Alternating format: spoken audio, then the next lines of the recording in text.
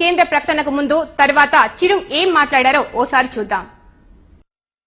ఈ యొక్క ప్రజాభిష్టానికి ఎప్పుడు వ్యతిరేకం కాదు. ముఖ్యంగా సెపరేట్ తెలంగాణ కావాలి అన్నటువంటి వారికి మేము సానుకూలంగానే స్పందిస్తాము. మాకు అధికారం చేతిలోకి వచ్చిన సందర్భంలో వస్తే గనక ఆ సమయంలో మేము ఖచ్చితంగా దీని మీద మేము తీర్మానం పాస్ చేస్తాం అనేది మా స్టాండ్.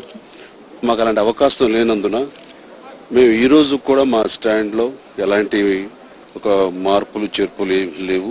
చిట్ట చివరి వారికి నిజమైనటువంటి అభివృద్ధి జరగాలి అంటే నిజంగా అలా జరిగే పరిస్థితి సెపరేట్ అయిపోవడం మూలంగా జరగదు అని ఎంతోమంది విశ్లేషకులు చెప్పారు. దాన్ని కూడా పరిగణలోకి తీసుకుని వారి అభివృద్ధి ప్రధానంగా సమాఖ్యంగా ఉన్నప్పుడు ఎక్కువ వనరులకి ఎక్కువ అభివృద్ధికి పారిశ్రామికంగా అన్ని రకాలుగానే ఉంటుంది. కాబట్టి ఆ షేర్ చేసుకోవడంలో ఎవరికి ఏ రకంగా లబ్ధి చెందాలి, ప్రాంతాలతో అతీతంగా ఎరుగుపడతనం ఉన్న దానికి ముందుకు తీసుకురావడం కోసంగా వాళ్ళ అభివృద్ధిని మరింత మెరుగుపరచడం కోసంగా ఈ రోజున మా యొక్క నిర్ణయం తీసుకోవడం జరిగింది. అది సమైక్య ఆంధ్రతోటే ఈ ఆంధ్రప్రదేశ్ యునైటెడ్ గా ఉండటంతో సాధ్యం అవుతుంది అని అందరూ తీసుకున్న నిర్ణయానికి మేము ఈ రోజున కట్టుబడి ఉన్నాం.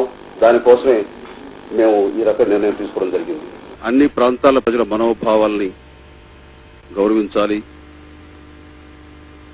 సామరస్యంగా ఇది పరిష్కరించే దిశగా ఈ రాజకీయ ప్రక్రియ ప్రారంభం కావాలి. మా వరకు మేము సామాజిక తెలంగాణ అన్న దానికి మేము ఎప్పుడు కట్టుబడే ఉంటాం. ఇప్పుడున్న పరిస్థితుల్లో అత్యధిక శాతం ఎక్కువ ప్రజానీకం ఈ రోజున సమాఖ్యంగా ఉండాలని కోరుకోవడం జరుగుతుంది. ఈ సందర్భంగా ప్రజారాజ్యం కూడాను తన యొక్క నిర్ణయంలో మార్పు తీసుకోవాలి. ప్రజల అభీష్టానికి అనుగుణంగా వెళ్లడమే రాజకీయ పార్టీల యొక్క స్వభావం. కేంద్ర ప్రభుత్వం ప్రతిపాదించాలి. కేంద్ర ప్రభుత్వం నుంచి తీర్మానం రావాలి. కేంద్ర ప్రభుత్వం ఎందుకు మాట్లాడలేదో మనం నిలదీసి అడగాలి.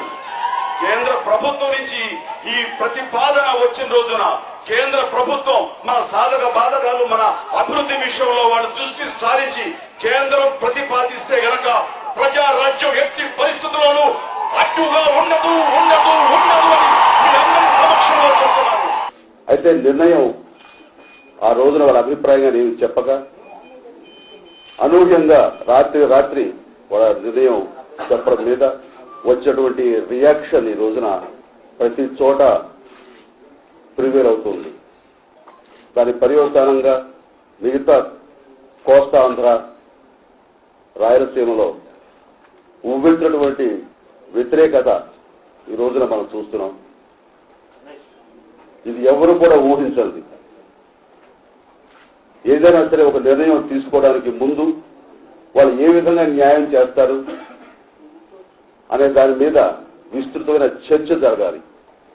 అలాంటి చర్చ జరగడం లేదు. కేవలం అభిప్రాయం మాత్రం తీసుకుని ఏకపక్షంగా వాళ్ళు చేసిన నిర్ణయమే ఈ రోజు ఈ సంక్షోభానికి ప్రధానమైన కారణం. కాబట్టి దీనికి సమాధానం చెప్పవలసింది కాంగ్రెస్ ప్రభుత్వం.